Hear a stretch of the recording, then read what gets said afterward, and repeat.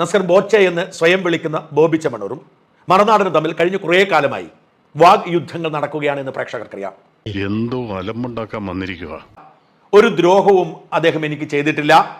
ഞാൻ അദ്ദേഹത്തിനും ഒരു ദ്രോഹവും ചെയ്തതായി വിശ്വസിക്കുന്നില്ല. 35ഓളം വ്യാജ വാർത്തകളാണ് താങ്കൾ എനിക്കെതിരെ സൃഷ്ടിച്ചിട്ടുള്ളത്. ബോബി ചെമ്മണ്ണൂർ പറഞ്ഞ പലതിനും ഞാൻ മറുപടി കൃത്യമായി കൊടുത്തിരുന്നു. ഏറ്റവും ഒടുവിൽ മറുനാടനിലേക്ക് അദ്ദേഹം വരാൻ പോകുന്നു.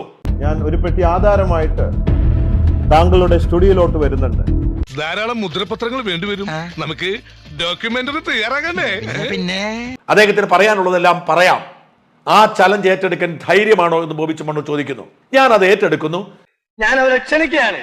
നാണവും മാനവും ഉളുപ്പും അല്പമെങ്കിലും തീണ്ടിയിട്ടുണ്ടെങ്കിൽ, വാക്കിന് വിലയുണ്ടെങ്കിൽ ഇങ്ങോട്ട് വരൂ.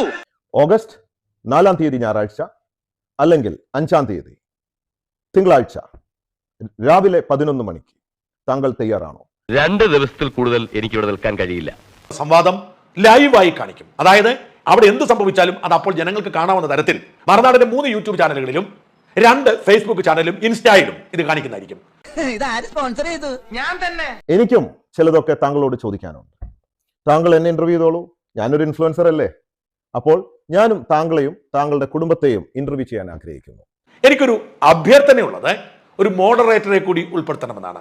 കാരണം ഞാനും ബോബി ചെമ്മണ്ണൂരും തമ്മിലുള്ള തർക്കത്തിൽ ഒരു മോഡറേറ്റർ ഉണ്ടെങ്കിൽ കൃത്യമായി ഇടപെടൽ നടത്തി അവിടെ എവിടെയെങ്കിലും ഒരു ഇടപെടലിന്റെ ആവശ്യമുണ്ടെങ്കിൽ ഒരു മോഡറേറ്റർ കൂടി വേണം. മോഡറേറ്റർ വേണം. മോഡറേറ്റർ ഇല്ലെങ്കിൽ ചർച്ച അടിച്ചു പിരിയാനുള്ള സാധ്യത ശക്തമാണ്. ആകപ്പാടെ ഒരു അഭ്യർത്ഥനയുള്ളത് സഭ്യമായ വാക്കുകൾ ഉപയോഗിക്കണം. കാരണം അങ്ങ് പലപ്പോഴും സെക്സ് കലർത്തി സംസാരിക്കാറുണ്ട്. എന്റെ പ്രേക്ഷകർ വീട്ടമ്മമാരും കുടുംബവും ഒക്കെയാണ്. ഇവനൊന്നും നമ്മളെ പോലെ സംസ്കാരമുള്ള കുടുംബത്തിൽ പറഞ്ഞവരല്ല കരിമിക്ക. ഈ രേഖ മൂലം ഞാനാണ് ഇതിന്റെ ഓണർ എന്ന് തെളിയിച്ചാൽ താങ്കൾ ഈ വ്യാജ വാർത്താ പ്രസ്ഥാനം അടച്ചുപൂട്ടുമോ? വള്ളി സീനായല്ല ഏറ്റവും പോയി മാങ്ങാത്തൊലി. അടച്ചുപൂട്ടണം എന്ന് പറയുന്നത് അങ്ങേയറ്റത്തെ കടന്നുകൈയാണ്.